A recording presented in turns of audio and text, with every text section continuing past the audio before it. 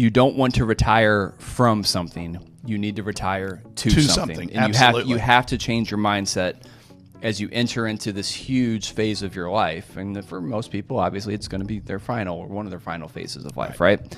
So you need to make sure that you're doing it because you want to do it, because you want to go to something, not because you're running away from something. Right. People who retire too early, it is not because of fear of failure. Right? No. Because they clearly are not afraid of failing or they wouldn't retire yet. But it is usually, at least in the experience that I've had all I can take. I hate my job. Now, there is a statistic, and this is really dated, but it probably hasn't changed that much.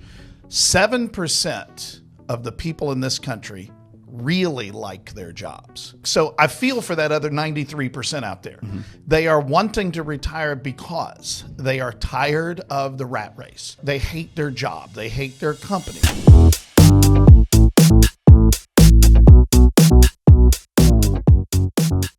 Hello and welcome back to another edition of the Retirement Planning Happy Hour. Eric, Douglas, Chris Vaughn, Family Wealth Planning Partners. Thank you very much for joining us.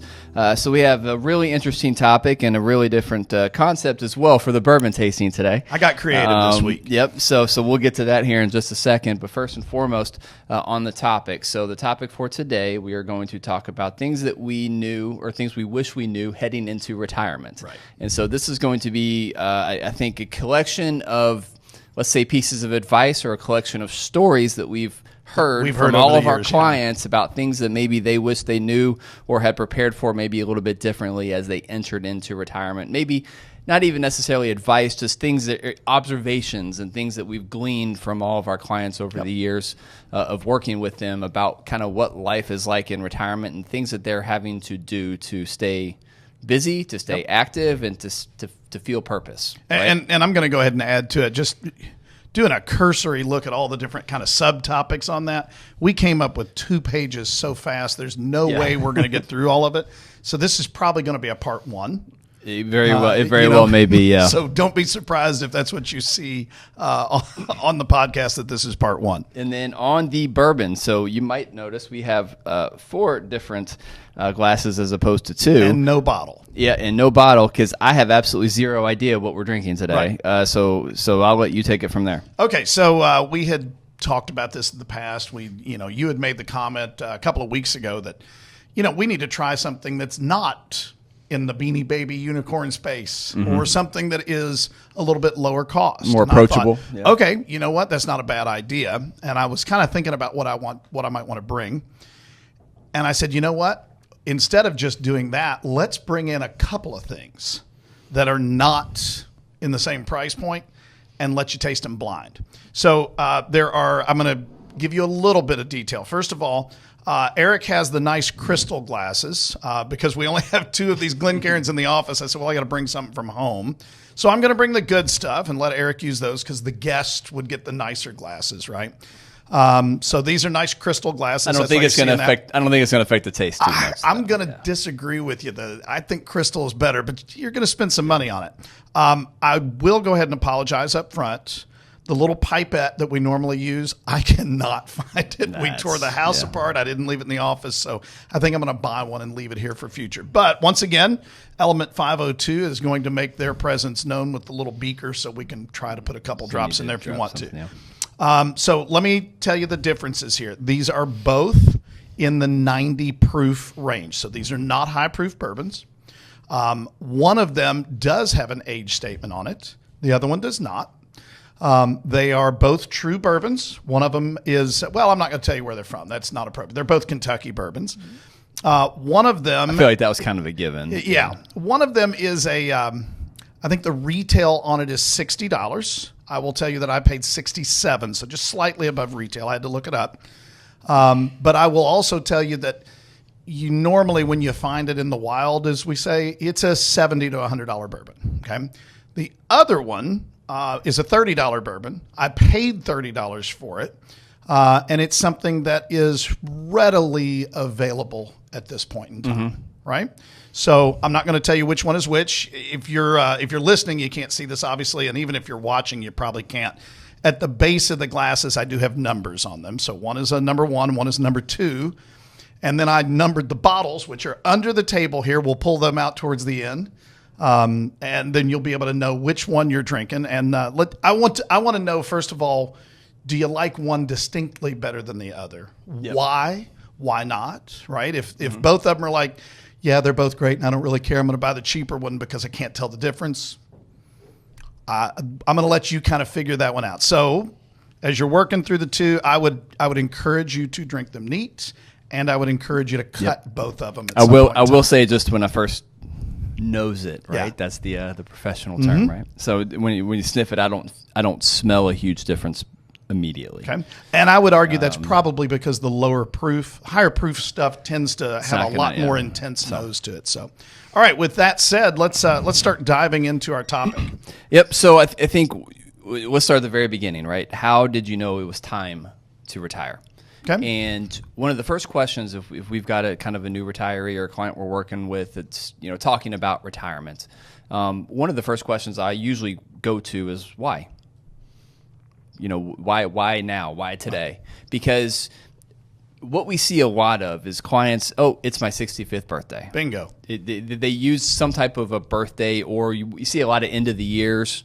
I'll kind of work through the holidays, and they do that because usually they take half of December off anyway, so they're going to get paid through the holidays and then quit on January 1st. We see a lot of that too. But usually it's not something that occurred, or there's not really much of a reason or thought into it other than it's a birthday. Mm-hmm. It's some date on the calendar that they had penciled in. It's not so much, and usually it's not so much of a feeling about, them being ready or sick of their job or ready to move to the next phase of their life. It's usually, it's because I'm turning 65 and I'm eligible for Medicare. Not that there's necessarily anything wrong with that, but it's just interesting that more often than not, when you think about a major decision in your life, you're usually not basing it on a date on the calendar.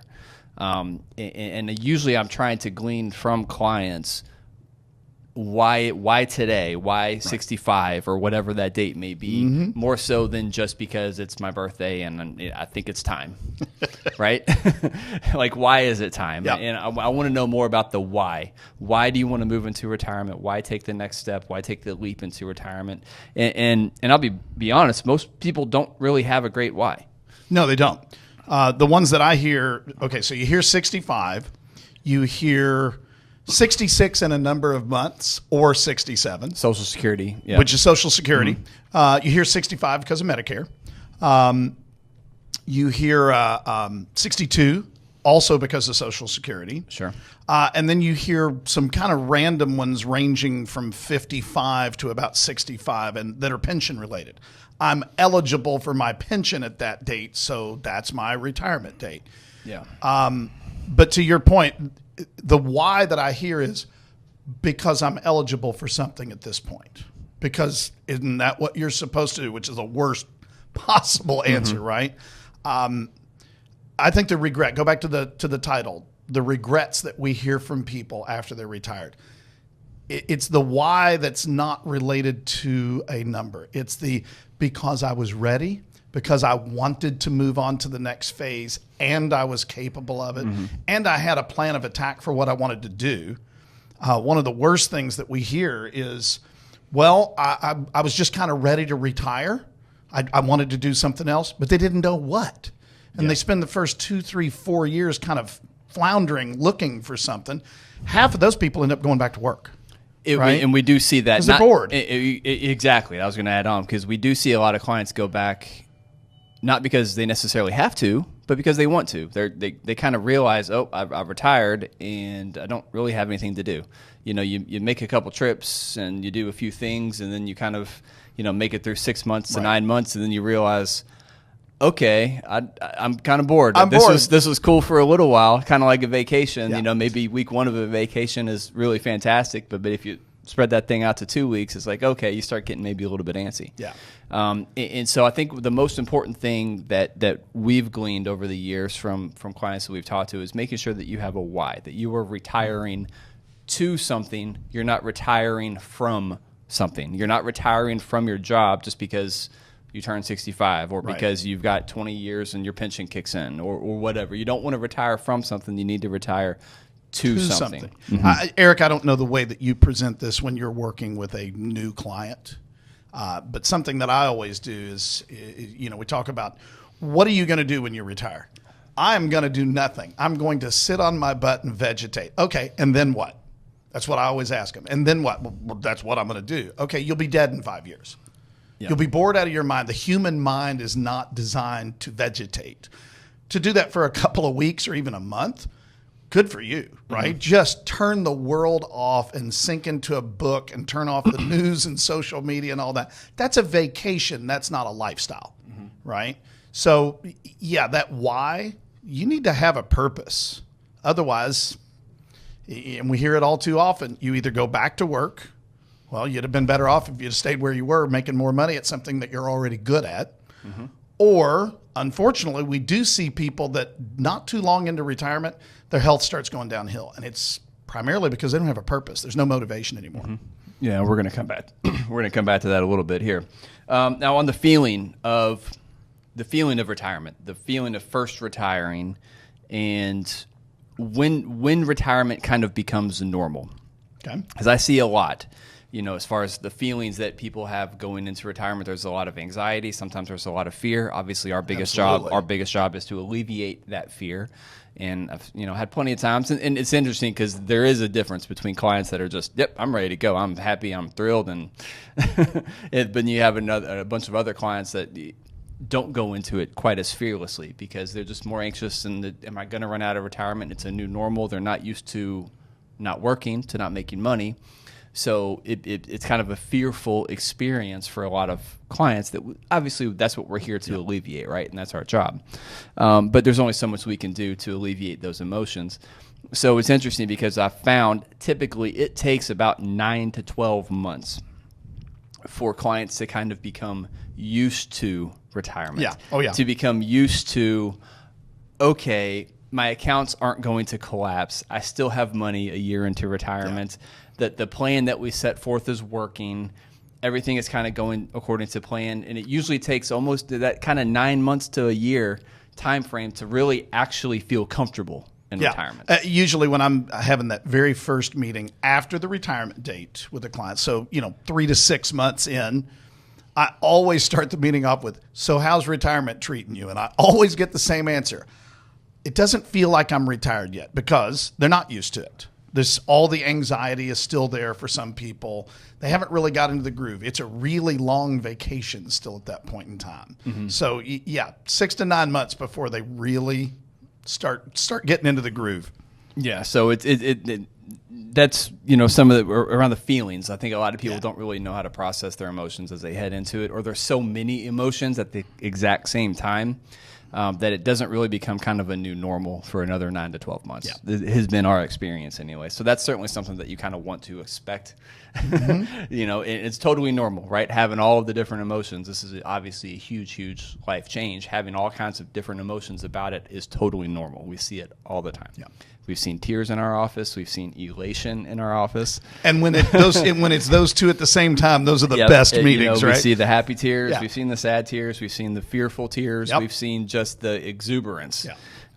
And so we've seen all kinds of different, one of the things about our job, obviously, that I probably didn't appreciate as much as I should have when I got into this business was how much of therapy was involved. Oh my gosh, I didn't know I was going to be a therapist, but I feel like I am all the time. And there's definitely some of that. And there's definitely some of that. I was talking to Annalise this morning about a client, and she was like, "Oh, were you having to play Eric, therapist Eric?" I was like, "Yeah, a little bit. I was." So anyway, I think that's something once again, things to prepare for and be ready for as you enter into retirement. I think that the wide range of emotions is certainly one you should very much be prepared to experience. So, all right. So let's move on to the next one. Planning mistakes. Oh my gosh.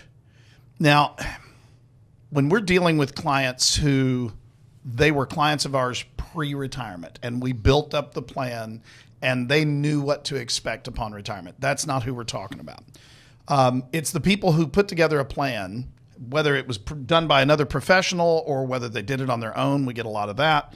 It's not seeing certain things that are expected. And one of the ones that I want to hit is taxes.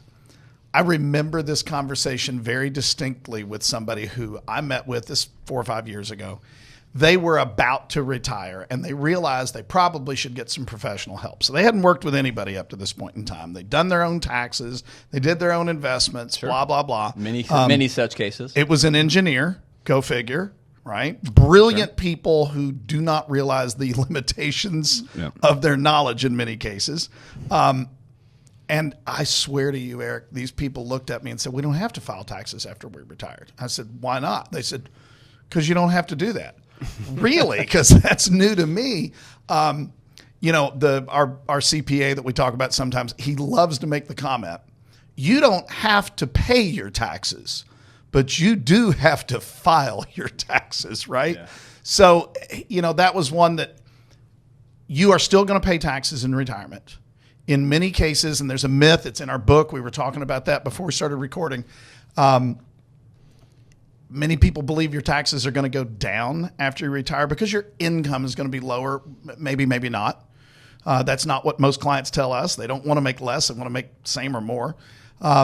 But the way that your taxes are done is different. And it's there's new taxes. We were talking about the people that are 65 or over when they retire. Well, if you've already filed for Medicare, you got this neat little tax called IRMA. That's a new one for people in that group. So not understanding taxes, not understanding the implications, not understanding where you need to be pulling your money from different types of accounts at different windows in time. That's one that unfortunately people find out too late. Yeah. It was a big deal. It wasn't a little deal. It was a big one. Well, as it relates specifically to taxes, the reason why people don't take a tax cut in retirement, they still continue to pay the same amount of taxes is because, and this goes back to kind of another mistake that people assume going into retirement, that they're not going to be spending as much money. Right. And the vast majority of the time, that is 100% not the case. Not true, yeah. Because we just got done talking about getting used to kind of the new normal and all of the time that you now have available on your hands. And so this isn't so much necessarily a retirement mistake, but it's a little bit of a myth that people have going into retirement, that I'm not going to be spending as much money as I did while I was still working. And the reasons they use, the two that I hear the most, and there's certainly others, but I'm not going to be spending as much gas going into the office every day, and I'm not going to have to buy as many clothes for work. There's others, but those are usually the two big ones that I hear. And I'm like, how much are you really spending on gas? How much are you really spending? Right. Like, you're still going to go places. You're still going to get in your car. And that's the point. Yes, you're not going to spend as much gas going to work, but you're going to spend gas going places other than work, right? Exactly. And the line that I always use is, when you go into retirement, you have all of this time that you never had before, and you have to spend that time doing something. You are going to fill up that time with something. And I would say probably 90% of the things that you're going to fill that time with is going to cost money. I love to tell people, especially after you first retire, you're going to want to play. Yep. Right? These are things that you could. Absolutely, you should. These are things that you couldn't do when you were working because you had to take days off, or you had to get it piled in on a weekend. But during the weekend, you had other things you had to get done too. So you just didn't have the luxury of doing these things whenever you feel like it. You want to go play. Playing costs money, right? Mm-hmm. There's no playing out there that doesn't cost you something. And that's not the kind of expense that you had during your working years. So to your point, yeah, you're not going to be spending as much money on gas going to the office, but you're going to be spending money on gas going elsewhere. You're not going to be spending as much money buying clothes for the office, but you're still going to have to get the Hawaiian shirts and the flip-flops to go deal with the warm weather, right? You still have the same types of expenses, just in a different way. In some cases, more of them, right? You take one extra trip that first year, right? Let's say it costs $3-4 grand. $5-6 grand, whatever it's going to cost. Okay, well, that's going to cover the gas. You just spent all that savings. Exactly, right. So that's one of the big things that I think a lot of people don't quite prepare for and understand as they enter into retirement is, in most cases, especially kind of the first 5 to 10 years of retirement, you're probably going to be spending more money. Yeah. You're going to be checking off those bucket list items. You're going to be spending your time doing things. Hey, guess what also happens around the time that most people retire? They typically have grandkids. Grandkids ain't cheap. I've been told that. Hey, my parents happily spend more money on my grandkids than they spent on me growing up. So that's what grandparents do. That's what they do, right? And so I've joked with a few clients about having a grandkid budget. It's a great idea. Seriously, because they they build that into their budget, and I'm going to spend X amount of money on my grandkids. That's what they do. It's awesome. I highly recommend, right? If you're able to do Absolutely. So. But that's one of the things that a lot of people I think aren't quite prepared or don't quite understand as they enter into retirement is the amount of money that it will cost. Yeah. So. All right, so let's move on to our next one that's kind of a related topic, is retiring too early or too late. And this kind of goes back to where you were starting off at the beginning. Too many people decide to retire based upon a birth date because of what they're eligible for. It's when I can get my pension. It's when I'm eligible for Social Security. It's when I can get my full Social Security, Medicare, blah, blah. We've heard them all, right? But my thought is, you know what, if you wait to retire beyond what you're capable of retiring, how many years did you miss out on going and just doting on grandkids or doing the vacation that you couldn't do during your working years, right? That one's one of those, it's a wasted opportunity to me.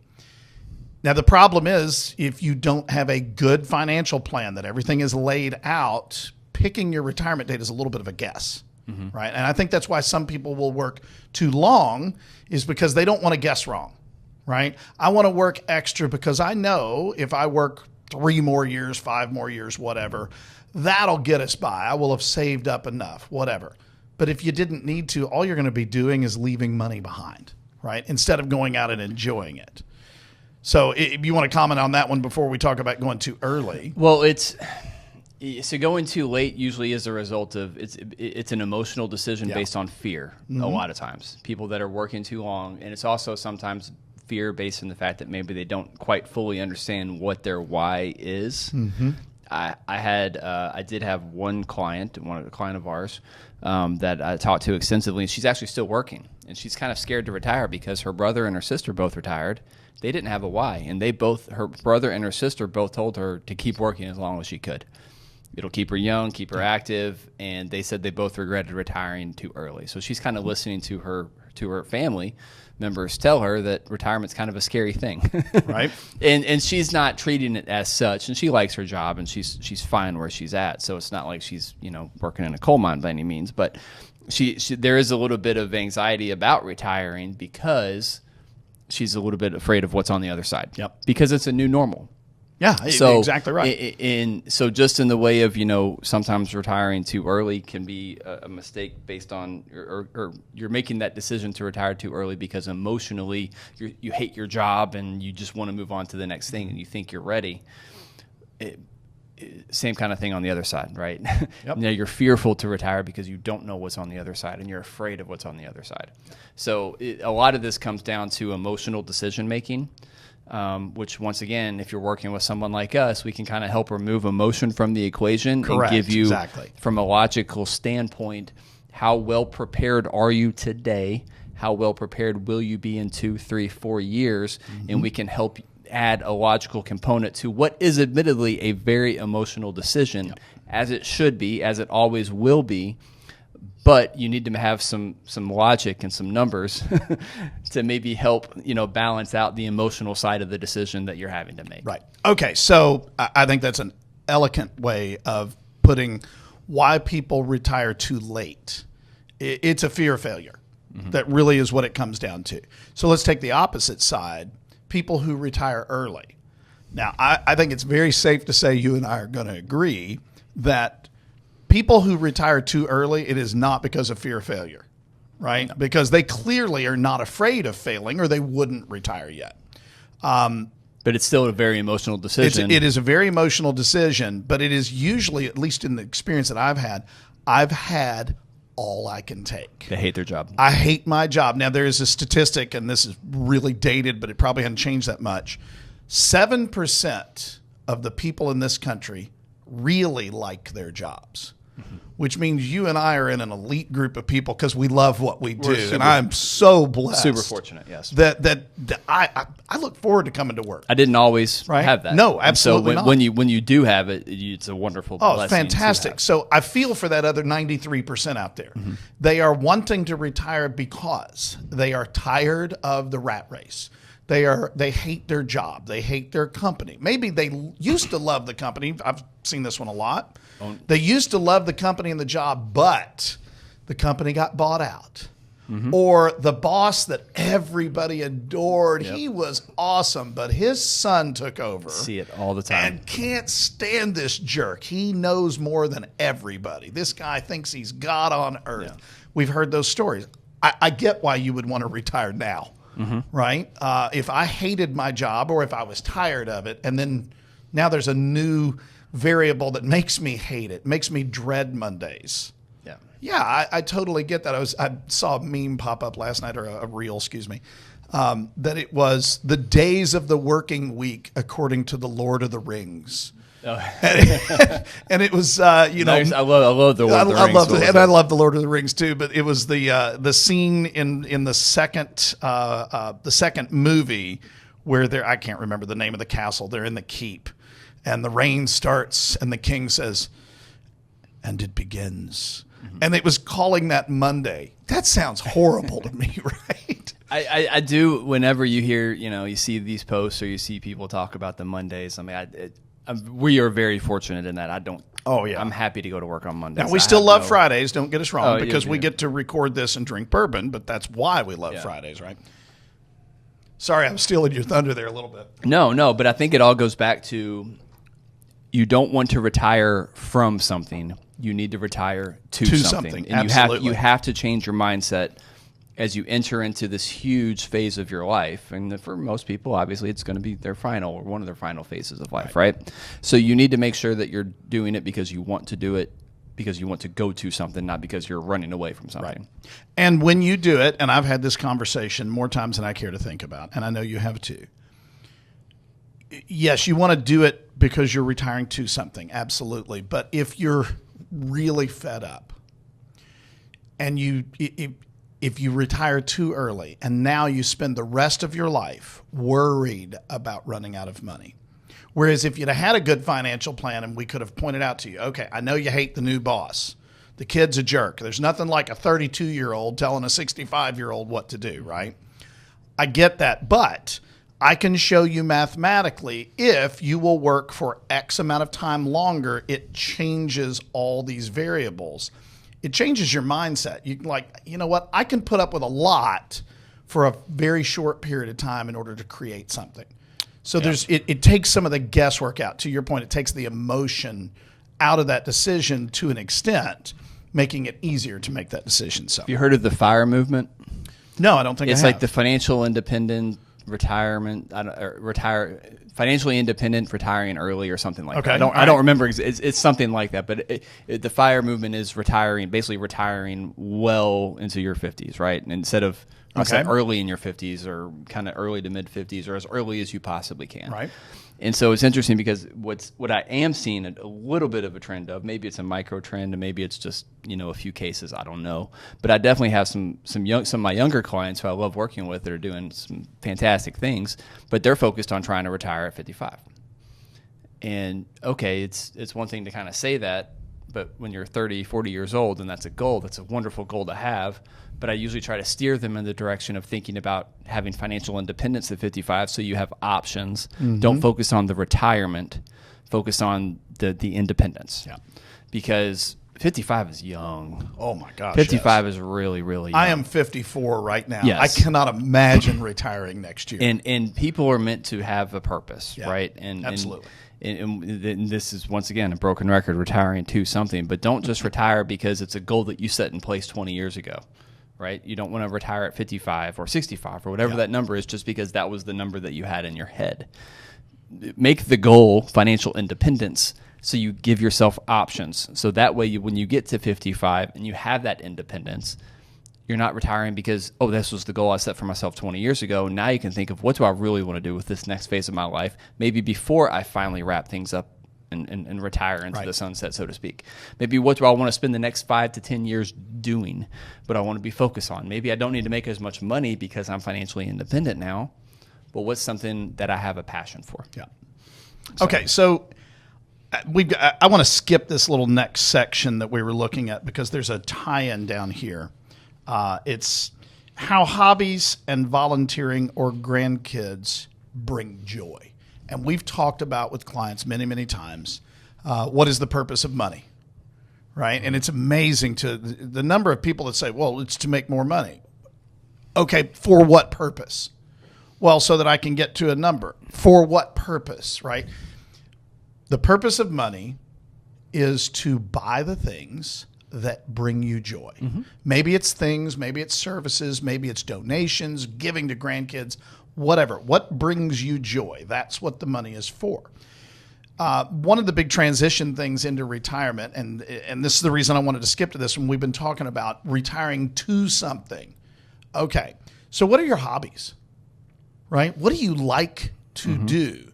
Because once you retire, you're going to get a chance to do a lot more of it. And I'll pick on my dad for a minute. I like to do that because he's just begging to be made fun of. I'm sorry. If you're listening and you know my dad, you know he's begging to be made fun of. My dad learned when he was young how to work with wood, right? Woodworking, carpentry, it's funny whatever you say want that to call it. And it's so common. Right, go ahead. I had two clients that I was going to, go ahead. So Dad loved, and I mean loved, to build things. Now, what he built was not complex. He was really into building boxes. And when I say building boxes, I mean, just a box, right? Now, understand that these boxes were indestructible. It would take an act of God to tear up one of the boxes because he over-engineered everything, right? But he took great pride in that. And we got boxes for gifts. Myself and both of my sisters, when we got married, he built all of us a hope chest. The hope chest we got, my wife and I have been married 29 years. We still have that hope chest. We've moved, I don't know how many times we've moved and the number of states that we've lived in during our marriage. That hope chest doesn't have a scratch on it. It's been hit. It's been dropped, right? Yeah. He really got into carpentry, took great pride in it. But what made it great was he could do it on his own. If Mom passed away first, which she did, he could still continue doing that. So it's not only a hobby that you can do together if you're married. It's a hobby that you can continue on with if you are a surviving spouse. And I think that's an important one. I've got two clients that have basically set up their own wood shop. I mean, the one works out of his garage, and he does some really cool stuff. He's a widower as well, right? So that was part of one of the things he started to do to take up some additional time. Obviously, with his wife no longer with us, but he loves it, keeps him busy, and he builds some really cool stuff for us. He likes doing it because it's stuff that he can give as gifts. To family members. And that's what my dad was like that too. I've got another client that actually went to a woodworking. He listens to I got to guarantee he's listening right now. He listens to this. He's told me, but he went to a woodworking school up in, I think, Vermont or New Hampshire. It was in the Northeast, though. I think it was Vermont. Maybe it was Maine. It was in the Northeast somewhere. Right. But he went to a woodworking school for like 2 weeks or something. And like good for him. Built it into the plan, right? That sounds and took awesome. Some cash. It was like he said it was one of those things he kind of always wanted to do. Hey, he's retired. He had the time. He did it.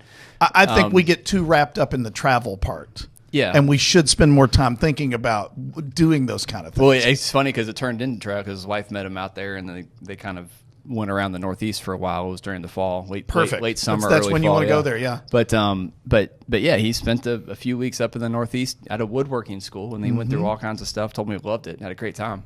But it was like, that's really cool. He told me about it. That was a really cool experience for you, and that was something that he never could have done while he was while you were working. You don't have time. That's a great example of a bucket list item that. That gave him purpose and helped give him an identity. So those are things that you can do. They're individual things. So you can do them without your spouse or after your spouse passes and you're a widow or a widower. But there's a lot of things that you can do that people don't think about. They don't plan on until too late that you can do with your spouse. Volunteering. So I'm thinking of a couple right off the top of my head that they volunteer in two different places. They volunteer in it's a charity, right? It's basically where they're making sure that foodstuffs are getting to people that don't have it, right? And they love it. And they always talk to me, but oh man, it's so great to go to this place. We enjoy it, blah, blah, blah, blah, blah. And they light up when they're talking about it. And all they're doing really is giving their time to people who are less fortunate than they've been. Incredibly rewarding. And it's something that you can do together. Or if one of them were to pass away, you can continue to do that as long as you're physically capable. But they also volunteered down at the Kentucky State Center for the Arts downtown. And they enjoy doing that. I've actually had other people come in who recognize them, right? They get to do that, so that's fun. They get to serve other people, but they get into the shows for free. So, those are things that you can do together. Those are hobbies, entertainments, things that are just fun that you couldn't necessarily do when you're working. Because if you're volunteering at the Center for the Arts, for example, you can't leave until the crowd's gone and it's 11:30 at night. You're not going to want to get back up at 5 o'clock in the morning and go to work. So these are things that you can do in your retirement years that you couldn't do. I have said this for years. It's probably going to happen. My goal is to retire at 70. I don't know if I'm going to go before or after that. Depends on how much fun I'm having, right? But I'm probably going to go get a job as a tour guide at Buffalo Trace because I'm loud. It's fun. It's something I don't care if they pay me. It's fun, right? But that's kind of the point. As long as you can enjoy doing something like that, and it's 20 minutes from where I live, you're enjoying your retirement. You have purpose. You have hobbies, all that kinds of stuff. It's funny you say that. I had a client. He unfortunately passed away last year, but he was doing that at Heaven Hill. He was doing Heaven Hill would be a fun one. I would do Buffalo Trace or Wild Turkey just because of where they are compared to where I live. Yeah, made a few bucks, had fun, got to talk to people, taste bourbon, talk about bourbon. Loved it. Oh my gosh, how much fun. See, that's something that would bring joy to me. So while we're on that note, I think that's a good transition. Yeah. Let's talk about what we're drinking here. So I am going to refrain from making any comments about either one of them. And the reason I'm going to do that is I've learned the power of suggestion in what you taste in bourbon is amazing. And I learned that from a guy named Steve Camisa. Steve, if you're listening, shout out to you on this one. I asked Steve, who's been in the business for a long time, I said, what are you looking for when you drink? What do you taste when you drink this? I thought it was a really intelligent question. It was not. And what he said was, what you taste is what you taste. What you like to do with your bourbon is what you like to do. That's what's important. But if I tell you I taste tobacco, there's a very good chance you're going to start tasting tobacco because it's the power of suggestion. So I'm going to refrain from making any comments. Well, it's interesting, kind of along those same lines. I had a conversation with the master distiller at Heaven Hill, the Evan Williams Bourbon Experience downtown. Yeah. My sister used to work there. Super neat place. And so we were getting a private tour from him one time. It was really, really cool. But, he was talking about one of his favorite drinks is like just bourbon and Sprite. he wasn't mixing it. Hurts my heart. He wasn't mixing it with the expensive stuff, right? But he was just But you know what? If he likes it. He likes it. If he's just relaxing, throw some ice cubes in there. It's a nice chilling drink. You like what you like, right? It doesn't have to be that complicated. Probably the most famous tour guide in the world because of that neat documentary that came out a few years ago. I think it was on Netflix. Is a guy named Freddie Johnson, who's very much still alive. Yeah. I've actually had the privilege of doing a tour with Freddie Johnson. He is one of the coolest cats you will ever meet. Got to hang around and talk to him for a few minutes. And one of the things that he says is, there's no right way to drink bourbon. There's your way to drink bourbon. Yeah. If that's the way you like it, then that's the way you should do it. And if you want to put a pour out of a $5,000 bottle into a Manhattan, so be it. Just don't tell me you did it, because that'd kill me. Well, his reasoning was, he spends all day tasting and doing the heavy stuff. So like he gets home at night. It's kind of like the carpenter who doesn't want to work on his house when he gets home. Yes, right? Exactly. It's the same kind of thing. Like he spends all day kind of doing this, and then he gets home. He's like, I just want a bourbon and Sprite, right? So, anyway, my thoughts. It's interesting. When I first tasted, my very first impression was I did not like one as much as I liked two. Okay. And then subsequently, as I'm tasting more, I think I'm liking one a lot more than I like two. One is a little more interesting. It seems to, this is one. One seems to have now they're actually pretty similar. So I don't know. You said the price difference was about $30-$40, maybe even more than that. It is okay. One of them is retail is $60, and I paid $67. Yeah. The other one, the retail is $30, and I paid $30. I paid so neither one of these stands out above the other. Okay. By any means, they're actually relatively similar. I think you said they're both 90 proof, so that would probably roughly, yeah. Yeah. One is a little more complex the more that I taste it. To me, anyway. Okay. I don't know if I have any specific flavor notes. I'm not that guy. Right. But there's a little bit more of a hug going down the throat. There's not. I don't feel anything. I don't feel any aftertaste with either one of them in my mouth and my palate. But there's a little more of an aftertaste with one. Two is. It's not bad, but it's a little sweeter, and it goes down almost too smooth. Okay. So let me let you. First of all, I don't want to call it bad. It's not bad. I taste more butterscotch with one, and I taste more butter with two. And I forgot to put a little bit of water in them because at 90 proof they really don't need it. But I wanted to taste it, and I accidentally poured a little bit too much water because, once again, this is why you use a pipette so you can control it. It killed one when I put that much water in it. It just so watered down all of a sudden. It's like, oh, man, that one should be left alone.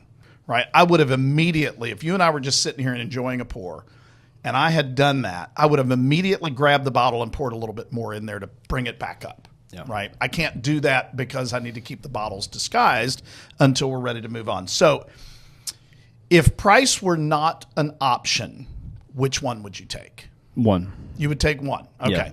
If price were an option, is it enough of a difference that you would take one over two? No.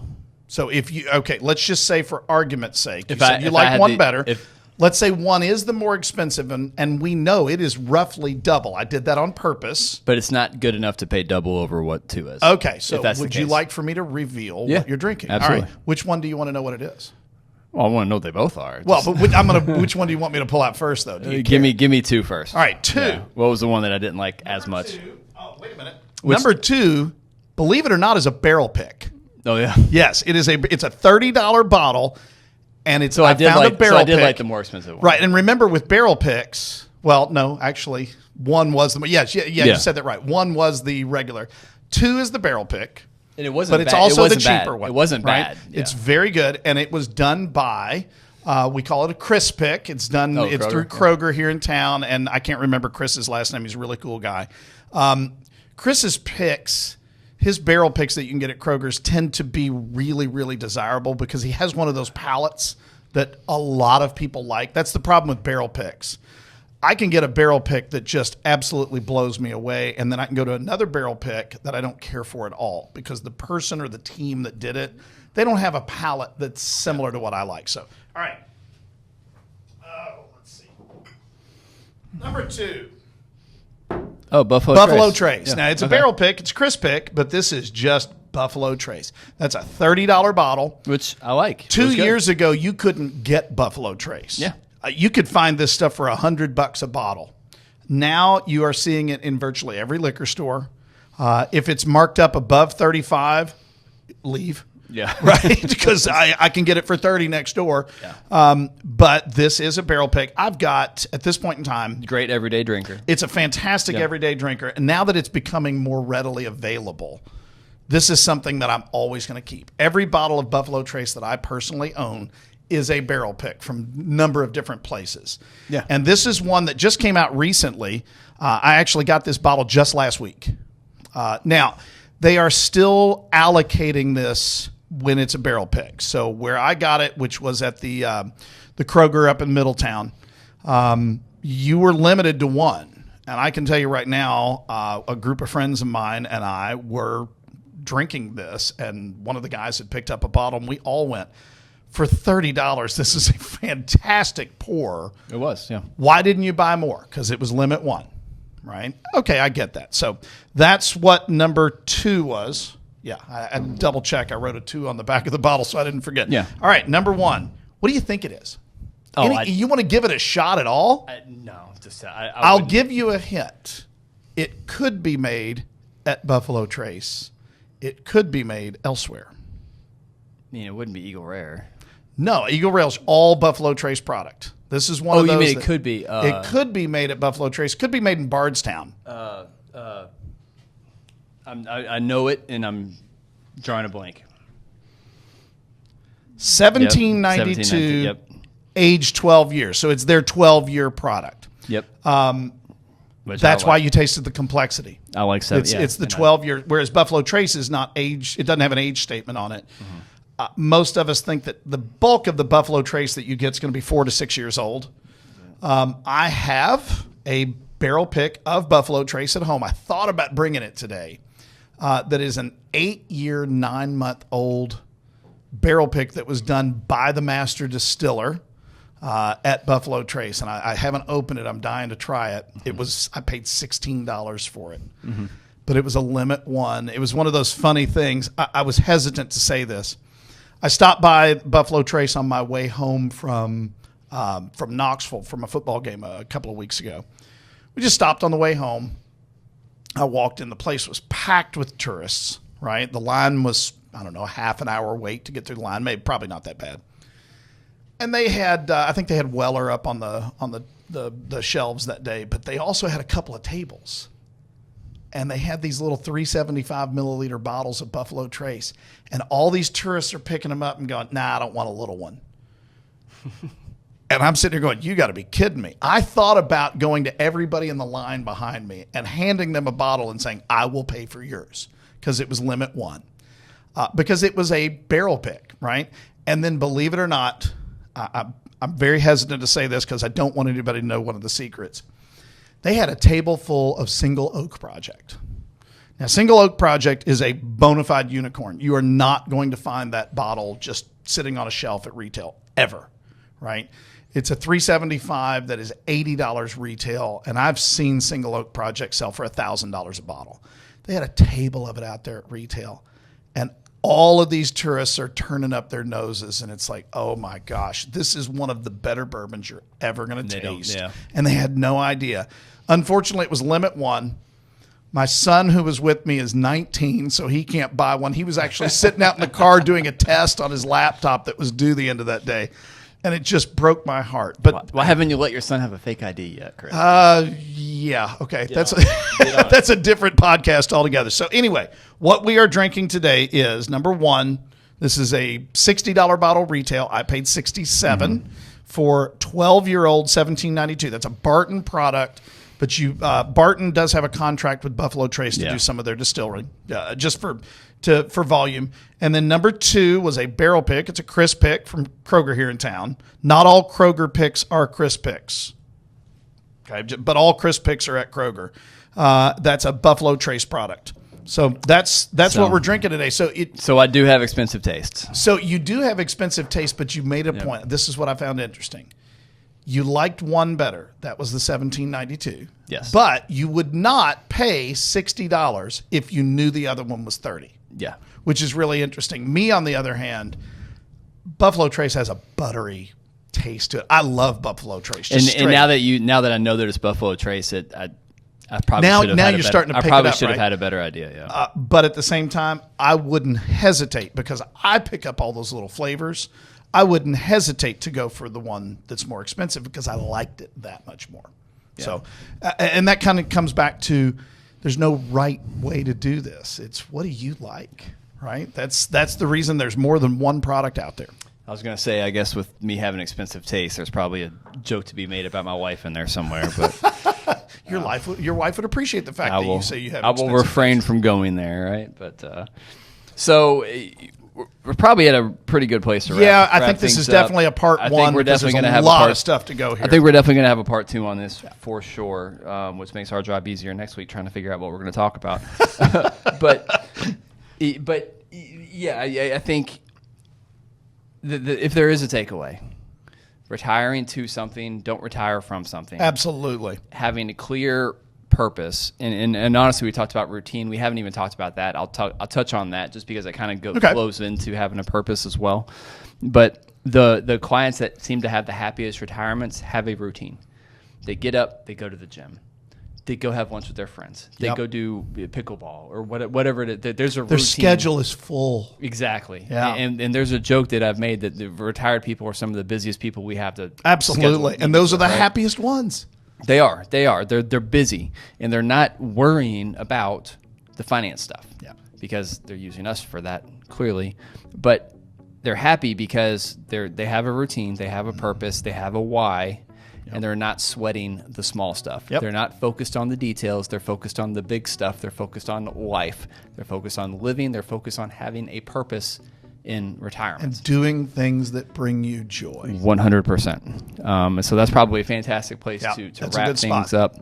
If you would like help constructing a retirement plan that brings you joy, make sure that you give us a call. All of the information is down below in the show notes on whatever instrument that you are using to listen to us today, whether that's podcast, YouTube, or even if you're listening to us via our Facebook or Instagram pages. So hope you enjoyed today's episode. We will come back next week with a part 2 about things that you should be prepared for in retirement, things that people don't know or things that they're not aware of as they enter into retirement. So we have a lot more to talk about on that subject. So thanks for joining us. See you next time.